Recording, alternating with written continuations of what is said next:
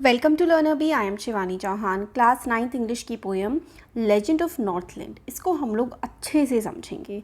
तो ये जो लेजेंड ऑफ नॉर्थलैंड है, ये एक बैलेड है। बैलेड क्या होता है? एक सॉन्ग टाइप का होता है जो नरेट करता है, सुनाता है कहानी को छोटे छोटे स्टेंजास के फॉर्म में।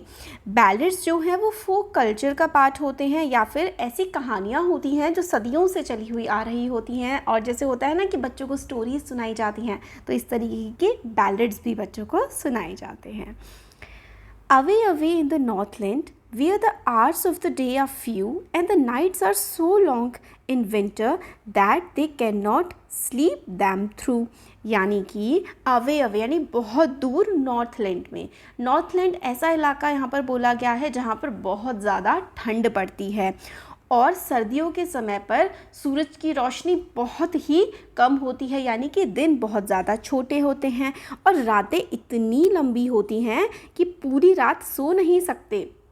14 आवर्स 18 आवर्स तक की तो नाइट ही होती है, तो सो तो नहीं सकते हैं। तो ये बात बताई गई है, यानी कि ये जो बात बताई जा रही है ये किसी ठंडी जगह की बताई जा रही है।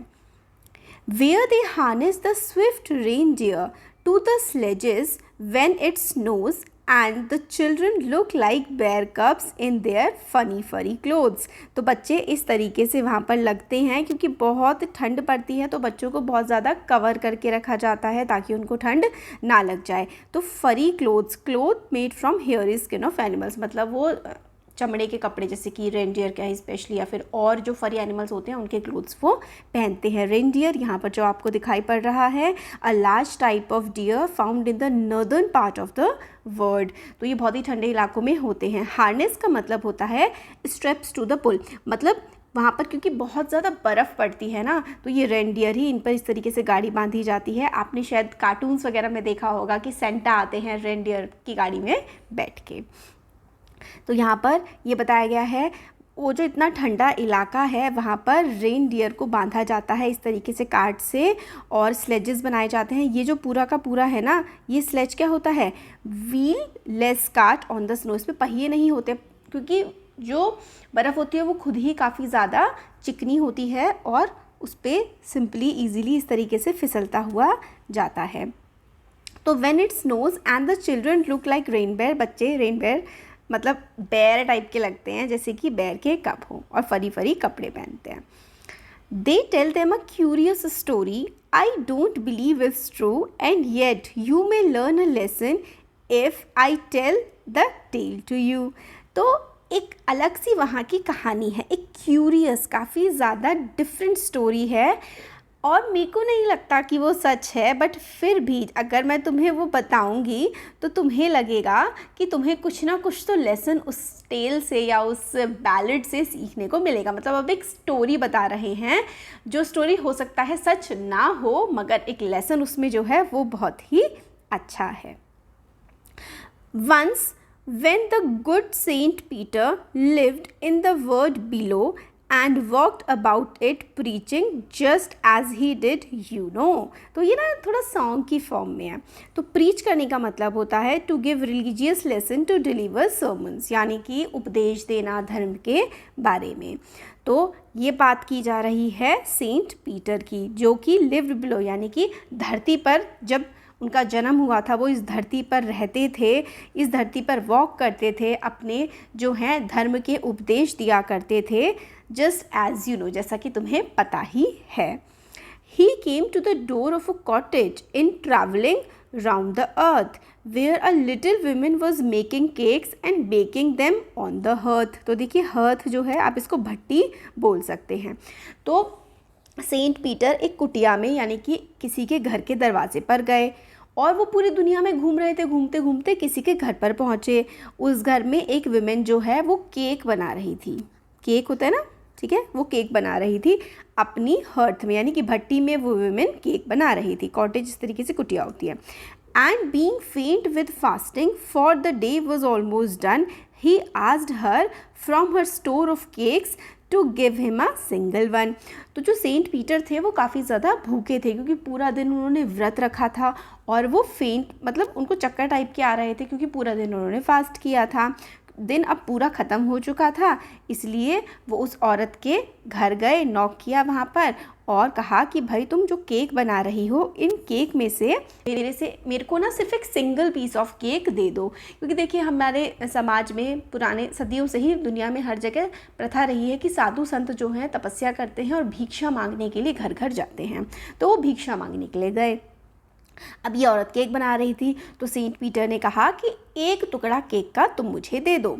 सो she made a very little cake, but as it baking lay, she looked at it and thought it seem too large to give away. तो भाई उसने, ठीक है, उस विमेन ने ना कहा कि मैं बना दूंगी। एक छोटा सा उसने केक का टुकड़ा लिया और उसको बेक करना शुरू कर दिया। बेक करना मतलब पकाना शुरू कर दिया। फिर उस औरत ने देखा कि ये टुकड़ा तो काफ़ी बड़ा लग रहा है, किसी को देने के लिए ऐसे ही ये ब्रेड का टुकड़ा तो बहुत बड़ा है। Therefore she needed another. Need करने का मतलब इस तरीके से गूंथना होता है। तो उसको पहले वाला अपना जो केक का टुकड़ा था वो लगा कि बड़ा है किसी को देने के लिए, तो उसने एक और टुकड़ा गूंथा and still a smaller one, और उससे भी मतलब थोड़ा छोटा उसने केक का टुकड़ा अब बनाया। But it looked when she turned it over as large as the first had done। But उसने जो दूसरा टुकड़ा बनाया वो भी उसको लगा कि यार ये भी बहुत बड़ा बन गया। तो नीड होता है इस तरीके से आटा गूंदना। तो पहले उसने जो बनाया उसको वो भी बड़ा लगा, फिर उसने सोचा कि अब मैं छोटा बनाऊंगी, फिर उसको फिर से लगा कि भाई ये भी किसी को देने के लिए तो काफ़ी बड़ा हो जाएगा। Then she took a tiny scrap of dough and rolled it flat and baked it thin as wafer, but she couldn't part with it. फिर उसको लगा ये भी बड़ा हो गया, तो तीसरी बार उसने फिर बहुत ही छोटा सा जो है टुकड़ा लिया और उसको एकदम चपटा सा रोल कर दिया। फिर उसको वेफर इस तरीके से आप कह सकते हैं, बिल्कुल चपटा सा कुछ उसने केक का टुकड़ा बनाया। बट वो छोटा सा चपटा सा टुकड़ा भी वो दे नहीं पाई। कुडंट पार्ट विद इट मतलब वो उसको ऐसा हुआ कि इतना सारा मैं किसी को कैसे दे दूँ। For she said my cakes that seem too small when I eat of them myself are yet too large to give away, so she put them on the shelf। फिर वो ये सोचने लगी कि जो मैं केक बनाती हूँ, जो मैं खुद खाती हूँ, तो मुझे बहुत ही छोटे लगते हैं, बट उसको जब किसी को देना था ना तो वो छोटे छोटे से केक्स भी ना बहुत ज़्यादा बड़े लग रहे थे। तो डो क्या होता है, जो आप आटा गूंथते हैं ना, और वो डो होता है। रोल इस तरीके से करते हैं। वेफर होता है स्मॉल थिन राउंड ब्रेड, इसको वेफर बोलते हैं। तो यहाँ पर उसको किसी और को देना था तो उसको बहुत ही बड़ा लग रहा था वो टुकड़ा, वैसे जब वो खुद खाती थी तो वो छोटा लगता था। Then good Saint Peter grew angry, for he was hungry and faint and surely such a women was enough to provoke a saint. अब जो सेंट पीटर थे वो तो काफ़ी ज़्यादा भूखे थे और वो औरत उनको कुछ दे नहीं रही थी, और भूखे भी थे, हंग्री थे, और उनको चक्कर भी आ रहे थे। तो उनको ना मतलब गुस्सा आ गया, क्योंकि ये जो औरत की हरकतें ना वो देख रहे थे कि औरत क्या कर रही है। पहले लिया, फिर उसको और छोटा छोटा करने की कोशिश कर रही है और फिर भी नहीं दे रही है। इतना छोटा बना लिया है उसके बाद भी नहीं दे रही है वो सेंट पीटर को। तो सेंट पीटर को वैसे ही बहुत ज़्यादा वो मतलब भूखे थे, उनको चक्कर आ रहे थे, तो उनको लगा कि ये विमेन नहीं देगी, तो वो प्रोवोक हो गया, उनको गुस्सा आ गया अब उस विमेन पे। And he said, you are far too selfish to dwell in a human form to have food and shelter and fire to keep you warm। अब सेंट पीटर को गुस्सा है, उन्होंने कहा कि तुम बहुत ज़्यादा सेल्फिश हो ह्यूमन फॉर्म में ड्वेल करने के लिए, यानी कि ड्वेल करना होता है रहना, एक इंसान के रूप में रहने के लिए तुम बहुत ज़्यादा सेल्फिश हो। सेल्फिश जो सिर्फ अपने बारे में सोचते हैं, तुम नहीं हो इंसान बनने लायक, ताकि तुम्हें खाना मिल जाए, तुम्हें रहने की जगह मिल जाए और तुम्हें खुद को गर्म करने के लिए फायर भी मिल जाए, इस लायक तो तुम हो ही नहीं कि तुम इतने कंफर्ट्स में रहो।